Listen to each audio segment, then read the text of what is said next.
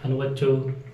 जैसे कि हम लोग पिछले क्लासेस में निरंतरम जो करते आ रहे हैं और समाजवाद के बाद मार्क्सवाद, फिर उस तरीका से मार्क्सवाद काम करते, वो सब सारे बात कर लिए।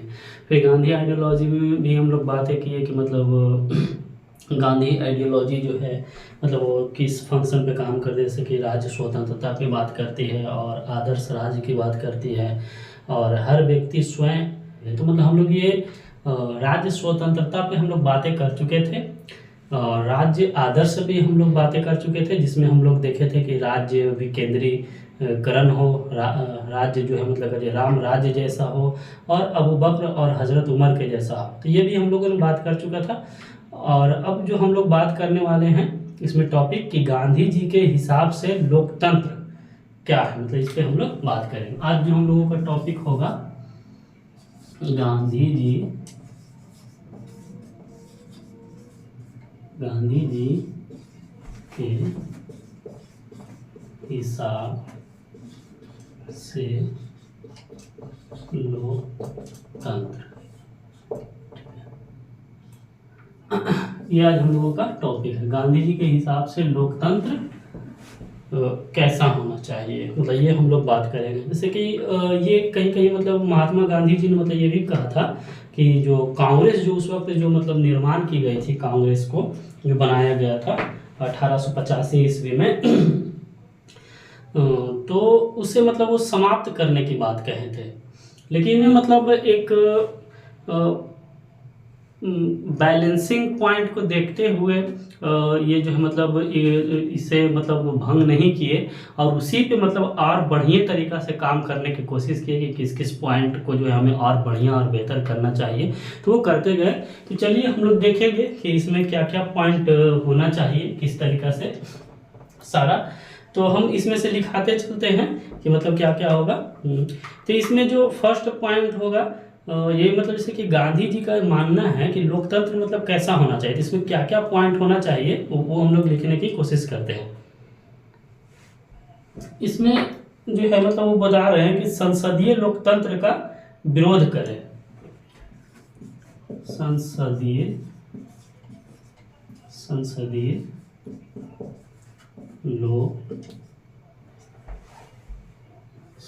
लोकतंत्र का विरोध।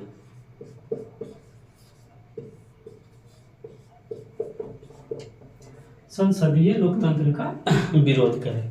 फिर इसी में दूसरा पॉइंट जो लिखते हैं कि इसमें 50% प्लस वन का शासन होता है। यानी कहने का मतलब है कि इसमें जो सेकंड पॉइंट जो मतलब ये बता रहे हैं इसमें कि इसमें ये कॉन्सेप्चुअल भी हम लोग समझने की कोशिश करेंगे। पहले ये मतलब टू द पॉइंट में लिखा दे रहा हूं, उसके बाद तो इसमें 50% ये अभी समझने की कोशिश करेंगे। प्लस वन 50% प्लस वन का शासन होता है, प्लस वन का शासन होता है। ये वाले प्रोसेस को थोड़ा सा समझने की कोशिश करते हैं। यानी कहने का मतलब है कि ये कोई क्षेत्र है, मान लीजिए कि मतलब विधानसभा हो या ये विधान मतलब किसी भी स्टेट का विधानसभा आप मान लें या फिर इसी एरिया का आप किसी का लोकसभा मान लें, आप। तो कहने का मतलब ये है कि यहाँ जो मतलब 100 व्यक्ति रह रहे हैं और इस 100 व्यक्ति में से जो मतलब वोटिंग जो किया गया है, तो जो इंसान 50% प्लस वन अगर ले आया, ये मतलब 50% प्लस वन, यानी कहने का मतलब अगर 3 कैंडिडेट या 2 कैंडिडेट वहां अगर खड़ा है, मान लीजिए 2 कैंडिडेट अगर खड़ा है, तो उसको जो है मतलब अपने बहुमत साबित करने के लिए जो है मतलब 50% लाना है और एक वोट उससे एक्स्ट्रा, यानी 50 प्लस वन अगर मतलब उसका जो रेशियो आ जाता है तो फिर वह मतलब बहुमत साबित कर देता है। तो कहने का मतलब ये है कि जो ये 50 प्लस वन जो मतलब लाए हैं, तो यहाँ पे मान के चलिए कि जो 49% वाले जो लोग जैसे हो गए हैं, 59% 50% वाला जो लोग हो गए, तो कहने के तो संसदीय लोकतंत्र का विरोध इसीलिए कर रहे हैं गांधी जी कि जो 49% फिर ये जो लोग हुआ ये, तो ये मतलब मान के चलिए कि ये मतलब इनका विरोध जो है मतलब मान के चलिए कि मतलब उसका 100% मत हो गया। ये जो मतलब 50% जो लाया है और इसने जो मतलब विरोध में मतलब जो उसका जो वोटिंग किया है, तो ये जो 100% यहाँ है, तो मान के चलिए कि इसका 50% में ही उसका 100% का मतलब जीत हो गया। तो ये कॉन्सेप्ट के कारण जो है मतलब गांधी जी यहाँ पे जो है मतलब लोकतंत्र का संसदीय लोकतंत्र का जो है मतलब विरोध किए हैं। तो ये समझ गए होंगे। इसमें अगर आप दूसरा पॉइंट अगर देखने की कोशिश करें, इसमें अगर आप दूसरा पॉइंट देखने की कोशिश करें तो इसमें मतलब कहा जा रहा है कि प्रधानमंत्री सरकार का स्वरूप ले लेती है। ये मतलब एक क्या कहते हैं मतलब यूके का सेकेंड वर्ल्ड वार जब चल रहा था, तो यूके का प्राइम मिनिस्टर चर्चिल जो था, इसका कहना यह था कि मतलब प्रधानमंत्री सरकार का स्वरूप ले लेती है, जो कि बहुत आलोचना किए हैं कि यह समस्या करता है। मतलब इसमें ये देखने के मतलब ये इसमें जो है प्रधानमंत्री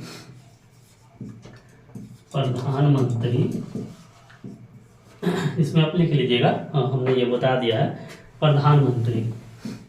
प्रधानमंत्री सरकार का स्वरूप ले लेती है और ये जो मतलब ले लेती है, और इसी तरह जो है मतलब सेकेंड वर्ल्ड वार में जो है मतलब बहुत आलोचना किया गया है इसका। यह समस्या मतलब आगे चल के करता है। अगर बहुमत ज़्यादा अगर हो गया इसका, मान लीजिए अगर फुल बहुमत से अगर आ गया है, मेजोरिटी के साथ अगर ये आ गई है, तो ये कहीं ना कहीं जो है मतलब डिक्टेटरशिप की तरफ मतलब बढ़ जाता है कि तो ये जो मतलब लोकतंत्र के लिए खतरा हो जाता है। तो ये कहीं ना कहीं ये समस्या उत्पन्न करती है।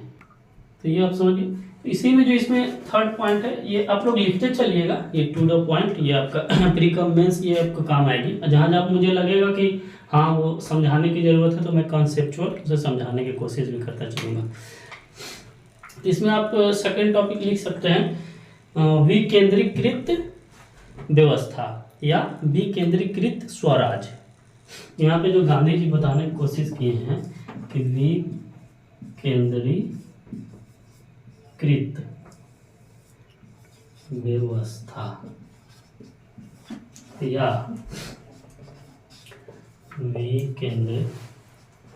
विकेंद्रीकृत स्वराज, विकेंद्रीकृत स्वराज। यहाँ पे मतलब गांधी जी कहें कि मतलब सत्ता मतलब किसी एक आदमी के हाथ में ना हो, ये जो है मतलब शक्तियों का मतलब बराबर हो, और इस पे ऐसा ना हो कि कोई एक ऐसा बॉडी, कोई एक ऐसा इंस्टीट्यूशन हो जो मतलब सर्वोपरि हो जाए, कि जिसके कारण जो है मतलब जनता का हित का मतलब भलाई ना हो सके, वो डिक्टेटरशिप का फिर रूप ले ले। तो मतलब ऐसा भी डेमोक्रेसी उन्हें नहीं चाहिए था। तो इस कारण से उनका कहना था कि मतलब विकेंद्रीकृत व्यवस्था हो या फिर विकेंद्रीकृत स्वराज हो। एक नेक्स्ट पॉइंट आप लिखेंगे कि ग्रामीण फेडरेशन पर बल दिया जाए। तो इनका मानना था कि अगर ग्रामीण फेडरेशन अगर आपको लाना है, तो सबसे पहले गांव को आत्मनिर्भर समूह बनाना होगा, और दूसरा इनका जो मानना था कि मतलब बॉटम अप डेमोक्रेसी होना चाहिए। यानी कहने का मतलब है कि टॉप टू बॉटम नहीं, मतलब बॉटम टू टॉप होना चाहिए। यानी मतलब निचले पैदान के लोगों को मतलब कल्याण करके ऊपर तक लाए। मतलब जो भी आपका गवर्नमेंट का वेलफेयर हो, कोई भी ऐसी मतलब नियमता को लाया जाए जिससे मतलब सामाजिक सुधार या फिर मतलब इकोनॉमिकल सुधार हो, तो सबसे पहले वो ग्रामीण मतलब जैसे कि ग्राम से उसे इम्प्लीमेंट किया जाए, तब फिर उसे मतलब शहरी लोगों तक मतलब पहुंचा जाए, मतलब नीचे से ऊपर की ओर लाया जाए। तो यहाँ पे आप जो ये लिखेंगे ग्रामीण फेडरेशन या फेडरेशन पर बल दिया जाए।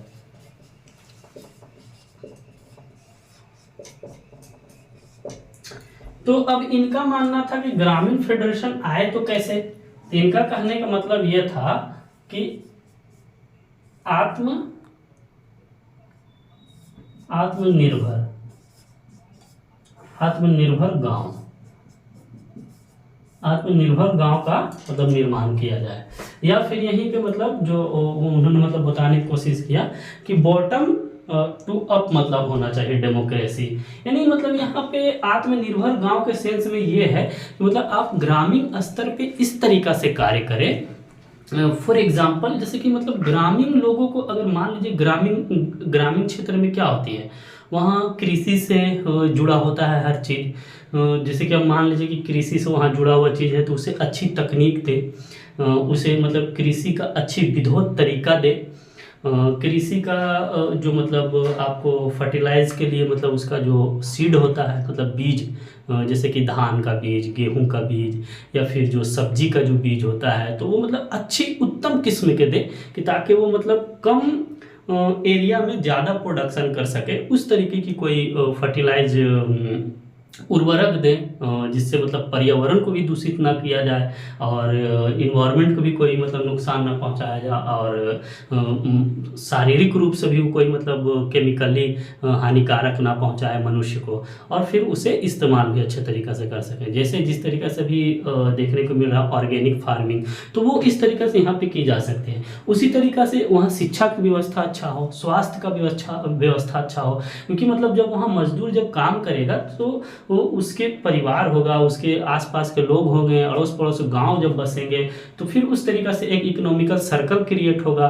तो फिर उसके लिए फिर वहाँ मेडिकल की भी ज़रूरत होगी। मेडिकल में जैसे कि मतलब आप उपचार हर तरीका को हो, टेक्नोलॉजी का उपचार हो, जैसे वहाँ ब्लड बैंक की सुविधा हो। अब जैसे मान लीजिए कि ग्रामीण क्षेत्र में है तो वहाँ स्नेक्स वगैरह भी मतलब बहुत ज़्यादा रहेगा, जैसे कि किसी को सांप डंक मार दिया या फिर बिच्छू डंक मार दिया तो वो लोग जो है मतलब ऐसी कुरीतियों में मतलब उलझ जाते हैं जिनके कारण उनका मृत्यु हो जाता है। तो वहाँ इन चीज़ों का मेडिसिन का एक लैब भी मतलब हो वहाँ पे, फिर ब्लड का मतलब व्यवस्था हो तो इस तरीक़ा से वो सारा हो। फिर उसी तरीक़ा से वहाँ स्कूल हो, स्कूल मतलब अच्छे शिक्षा का मतलब वहाँ हो, क्योंकि मतलब उनके बच्चे परिजन मतलब रहेंगे आसपास, जो कबीला एक जो मतलब जो बसेगा। तो ये कहीं ना कहीं जब इन सब चीज़ों पे जब बल दी जाएगी तब फिर मतलब ग्रामीण फेडरेशन का मतलब निर्माण होगा, और फिर जब वो निर्माण होगी तब फिर आत्मनिर्भर गाँव का वहाँ निर्माण होगा।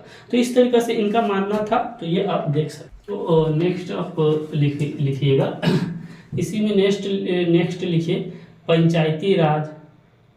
ये जो है यहीं पे फिर मतलब जो बात करते हैं पंचायती राज,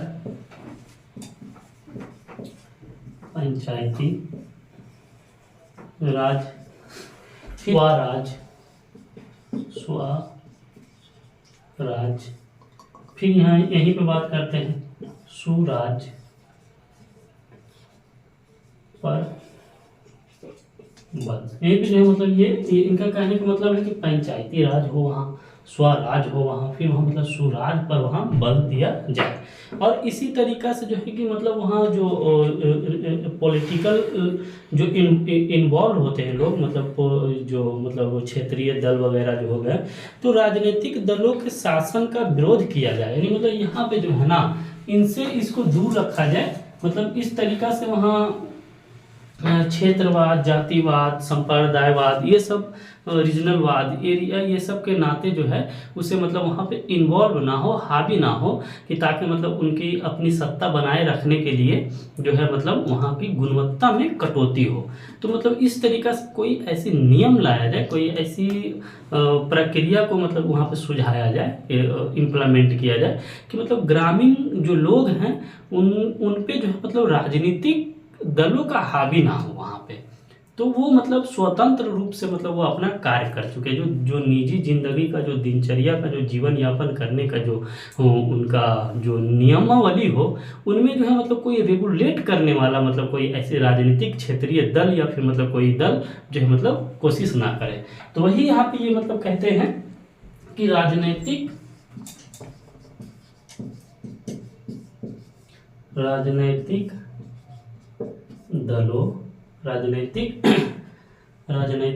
दलों के शासन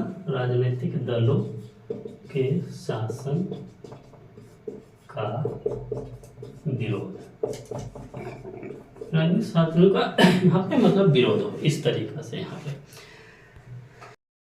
तो चलिए, thank you so much, best of luck. आगे क्लास में लोग बात करते हैं।